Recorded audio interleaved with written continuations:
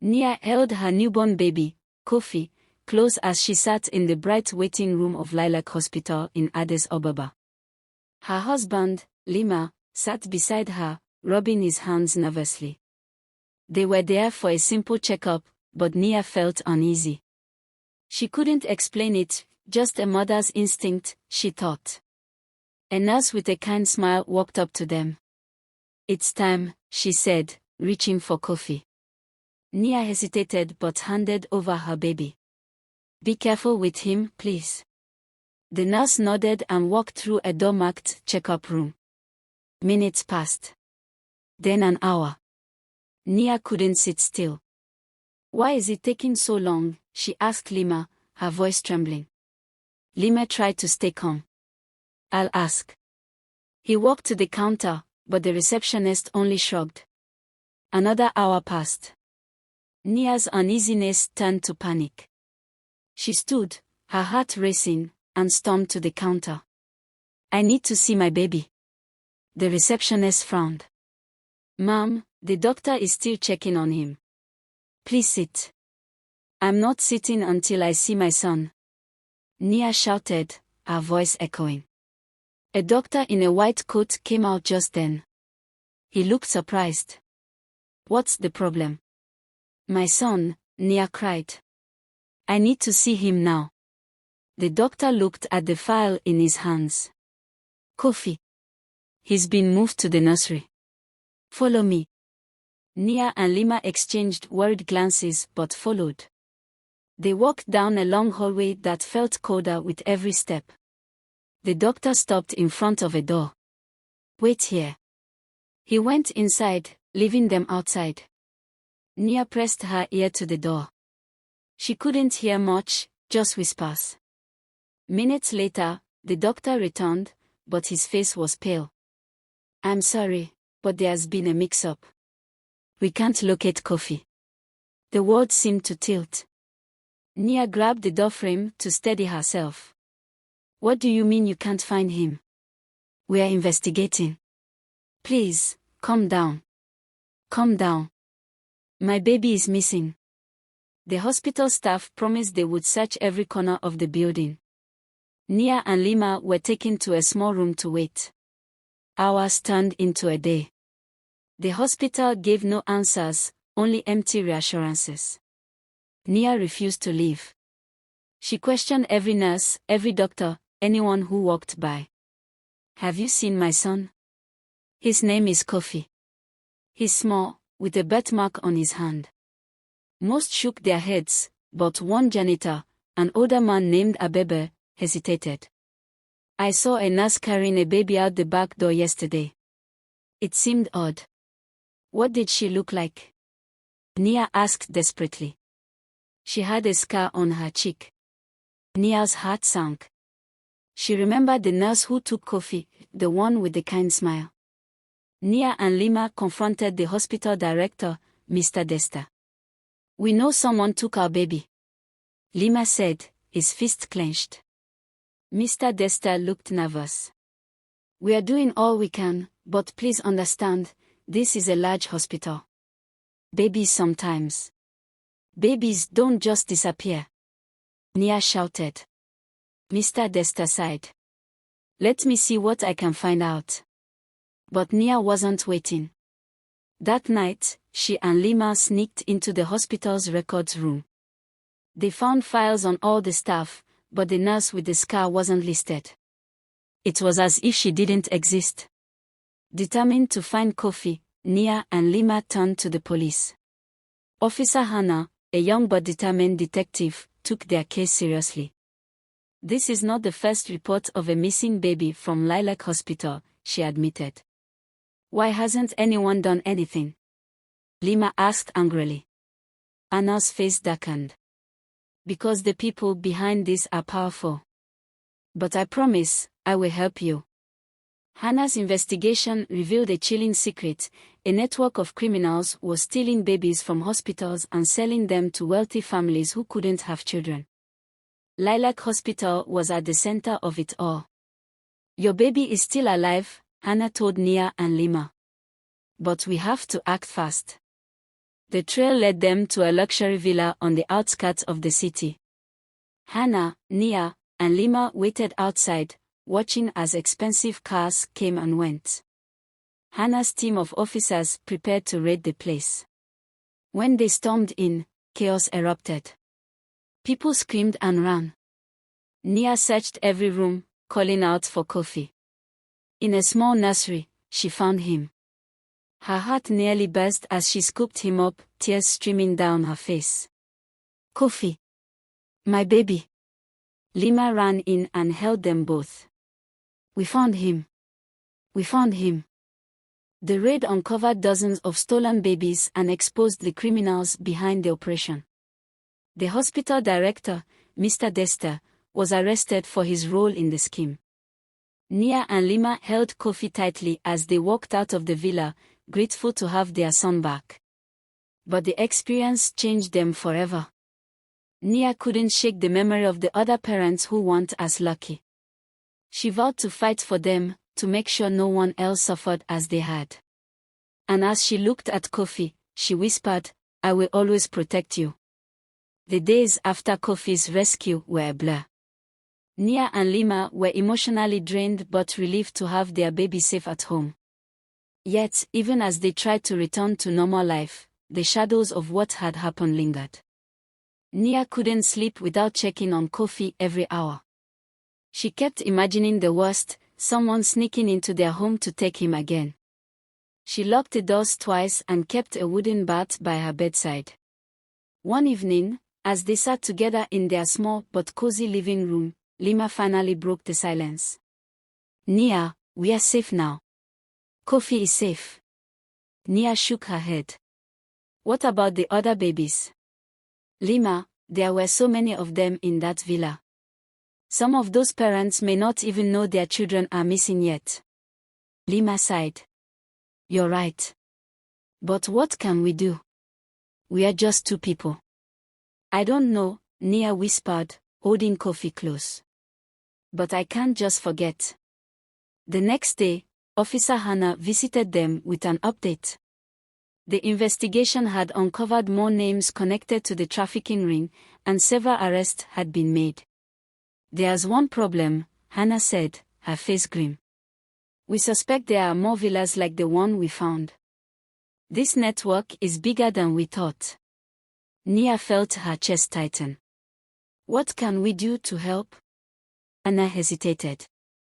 "You've already been through so much. It's dangerous." "I don't care," Nia interrupted. "Tell me how I can help." Hannah reluctantly agreed to involve them. Nia and Lema began attending meetings with other parents whose babies had been rescued or were still missing. These gatherings were emotional but empowering. "We need to make noise," one father said. "Let the world know what's happening." Nia suggested starting a foundation to support affected families and pressure authorities to crack down on hospitals involved in the scheme. They named it Hope for Kofi, in honor of their son. As the foundation grew, Nia and Lema found themselves in the public eye. News stations covered their story, and donations poured in. They used the funds to hire private investigators and lawyers to pursue justice for other families. But their newfound activism made them a target. One night, as Lema was walking home from a meeting, he noticed a car following him. He quickened his pace, his heart pounding. The car sped up. When he turned a corner, a man stepped out of the shadows. "You're making powerful enemies," the man said, his voice low and threatening. Lema didn't back down. "If you're trying to scare me, it won't work." "Be careful," the man warned. "You have a baby to think about." Lema told Nia about the encounter, and they decided to hire security for their home. Still, Nia refused to stop. "If they're trying to silence us, it means we're making a difference," she said. Their determination paid off when another raid led to the rescue of 15 more babies. Among them was a little girl named Amora, whose parents had been searching for her for 2 years. Watching the emotional reunion, Nia felt a renewed sense of purpose. Every child deserves to come home, she said. But the fight wasn't over. The traffickers had deep connections, and some of the arrested suspects were mysteriously released. The foundation faced backlash, with critics accusing Nia and Lema of exploiting their story for fame. Nia's voice trembled during a press conference. This isn't about fame. It's about justice. It's about love. No parent should go through what we went through. Her words struck a chord, and the public rallied behind them. Months turned into years. Kofi grew into a lively toddler, his laughter filling their home with joy. Nia and Lema continued their work, knowing the battle against the trafficking ring was far from over. One day, as Nia tucked Kofi into bed, he reached up and touched her face. "Mama safe," he said in his small, sweet voice. "Yes, my love," Nia whispered, tears in her eyes. "Mama will always keep you safe." Though Kofi's words gave Nia comfort, the threats against her family were escalating. One night, they received an anonymous letter slipped under their door. It was a single line written in red ink: "Stay silent, or you'll regret it." Lema held the note, his jaw tightening. "They are trying to break us." Nia, though shaken, refused to give in. "We didn't come this far to stop now." The next day, Nia met with Officer Hannah. "We need protection. These people won't stop until they've silenced us," Nia said. Anna nodded. "We'll assign undercover officers to keep an eye on your family. But Nia, you need to be cautious. These criminals are dangerous, and they're growing desperate." Nia agreed but secretly began taking self-defense classes. She couldn't shake the feeling that something big was coming. One evening, as Nia was returning home from a foundation meeting, she noticed a car parked near their house with its lights off. Her heart raced. She called Lema. "Are you inside with Kofi?" "Yes," Lema said, concern in his voice. "Why?" "Lock the doors. Someone's watching the house." The car sped off when Nia approached, but it left her rattled. That night, as they lay in bed, Lema whispered, "Maybe we should move somewhere quiet. For Kofi's sake." Nia stared at the ceiling. "I've thought about it, but running won't solve anything. What if they find us again?" The next raid came after months of careful planning by Officer Hannah and her team. This time, they uncovered an entire warehouse filled with records, fake birth certificates, and evidence linking high-ranking officials to the trafficking ring. Nia and Lema's foundation provided the media coverage needed to expose the scandal. The public was outraged, demanding justice. But the criminals weren't finished. One afternoon, while Nia was speaking at a press event, her phone rang. It was her neighbor, Iona. "Nia, your house, someone broke in," Iona said, her voice panicked. Nia dropped the microphone and ran, Lema close behind her. When they arrived, the house was in chaos. Drawers were pulled out, furniture overturned. "Kofi!" Nia screamed, running to his room. To her relief, Kofi was safe, hiding under his bed. Lema pulled him out and held him tightly. "It's okay, buddy. Mama and Papa are here." But Nia was furious. "They are sending a message," she said. "They want us to stop." The break-in only strengthened Nia's resolve. She worked with Hannah to tighten security for her family and the foundation. They also set up a hotline for families affected by trafficking, offering support and resources. One call changed everything. "I know where the head of the operation is," a trembling voice said. "But you didn't hear it from me." The lead pointed to a hidden estate deep in the countryside. Hannah's team prepared for a major raid, knowing this could finally bring down the entire network. Nia and Lema were advised to stay away, but Nia insisted on being there. "This is personal," she said. The raid was a tense operation. Armed officers stormed the estate, finding more stolen babies and key members of the trafficking ring. Nia stayed outside, her heart pounding as she waited for news. When Hannah emerged, she was holding a little girl no older than Kofi. She was the last one, Hannah said. The operation was declared a success, and the arrest made that they dismantled the trafficking network. The story made international headlines, and Nia and Lema's foundation became a symbol of hope and resilience. But for Nia, the fight wasn't just about justice, it was about Kofi. Every step she took was to ensure a safer world for her son. Years later, as Kofi grew into a curious and kind-hearted boy, he learned the story of how his parents fought to protect him and others like him. One day, he looked up at Nia and asked, "Mama, why did you never give up?" Nia smiled, her eyes glistening with tears. "Because you're worth fighting for, Kofi. Every child is." And in that moment, Nia knew their journey, though painful, had been worth every struggle. Life began to settle into a peaceful rhythm. The house was rebuilt stronger than before, and Nia and Lema made sure every corner was secure. Kofi, now a bright-eyed 6-year-old, filled their days with laughter and endless questions. One afternoon, as Nia watched Kofi play with his toy cars, she felt a pang of guilt. The scars from their past still lingered in her heart. She had fought so hard to protect him, but she couldn't erase the fear that something might happen again. That evening, she spoke with Lema. "Do you think we've done enough?" she asked, her voice trembling. Lema placed a reassuring hand on hers. "Nia, we've done more than enough. But if your heart tells you there's more to do, I'll stand by you." The next week, Nia received an invitation to speak at an international conference on child protection. The invitation was a testament to how far their foundation had come, but it also meant revisiting painful memories. As she stood on the stage in front of hundreds of people, Nia took a deep breath. She began her speech by telling Kofi's story, how a simple moment of distraction almost cost them their son, and how it awakened them to a cruel and hidden world. "I stand here not as a hero," she said, her voice steady, "but as a mother who refused to give up. Every child deserves to be safe, to grow up surrounded by love, not fear.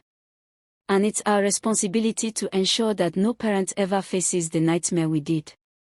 The audience rose to their feet in applause, but Nia's heart was with Kofi, who was watching from the front row, a proud smile on his face. Despite their achievements, there were still battles to fight. The remnants of the trafficking network were regrouping, finding new ways to exploit vulnerable families. One evening, Hannah visited them with troubling news. "We've intercepted messages suggesting that some of the escaped members are targeting families involved with your foundation," she said. Nia's stomach churned. "What do we do?" "We stay vigilant," Hannah replied. "And we make sure they know we're not backing down." Nia and Lema doubled their efforts, organizing community awareness programs and working closely with law enforcement. They also strengthened their support network, ensuring every family connected to their foundation felt safe and empowered. But the threats became more personal. Anonymous emails flooded their inbox, warning them to shut down their operations. One email included a photo of Kofi playing in their backyard. Nia's hands shook as she showed it to Lema. "They're watching us," she whispered. Determined to protect Kofi, they temporarily relocated to a safer location while continuing their work. But the move only fueled Nia's anger. She refused to let the traffickers win by scaring them into silence. In their new home, Nia began writing a book about their journey. She poured her heart into every word, hoping to inspire others to join the fight against child trafficking. When the book was published, it became a bestseller, shining a light on the dark world of trafficking and the resilience of families who refused to give up. Years passed, and Kofi grew into a compassionate young man. The foundation, now a global organization, had rescued thousands of children and reunited countless families. One day, as Kofi prepared to leave for university, he hugged Nia tightly. "You've always been my hero," Mama, he said. Nia smiled, tears streaming down her face. And you've always been my reason to keep going. As she watched him walk away, Nia felt a deep sense of pride. Their journey had been filled with pain, but it had also brought them closer together. And in her heart, Nia knew that the fight for justice was far from over, but she was ready for whatever came next. Despite their successes and the passage of time, Nia's resolve never wavered. The foundation grew into a global movement, with communities across Africa and beyond uniting to fight against child trafficking. One day, as Nia walked through the bustling office of the foundation's headquarters, she received a call that froze her in her tracks. "This is Officer Hannah," said the familiar voice. "We've captured the last known leader of the trafficking network." "It's over, Nia." Nia clutched the phone, her emotions swelling. "Are you sure?" "Yes," Hannah replied firmly. "We've dismantled their entire operation. They can't hurt anyone else." The news brought a wave of relief, but also reflection. That evening, Nia and Lema sat together in their garden, the stars shining brightly above them. "Do you remember how scared we were when this all started?" Lema asked. Nia nodded. "I never thought we'd come this far. It was Kofi who gave me the strength to keep going. He reminded me of what was worth fighting for." Lema smiled, his hand brushing hers. "And now, because of you, so many children are safe. You've changed the world, Nia." Years later, Kofi returned home as a university graduate, eager to join the foundation his parents had built. He brought fresh ideas and boundless energy, determined to continue the legacy they had started. One day, while addressing a crowd of young activists, Kofi shared his perspective. "My parents didn't just fight for me. They fought for every child who couldn't fight for themselves. And now it's our turn to continue the fight, to ensure no child ever faces such danger again." The crowd erupted into applause, their faces glowing with determination. As Nia watched from the sidelines, her heart swelled with pride. She had once feared for Kofi's safety, but now she saw a young man who had grown into a beacon of hope for others. Later that evening, Kofi joined his parents in their garden, sitting under the same stars that had witnessed their struggles and triumphs. "Mama, Papa," he said, his voice steady, "thank you for teaching me courage. Thank you for showing me that even in the darkest times, we can create light."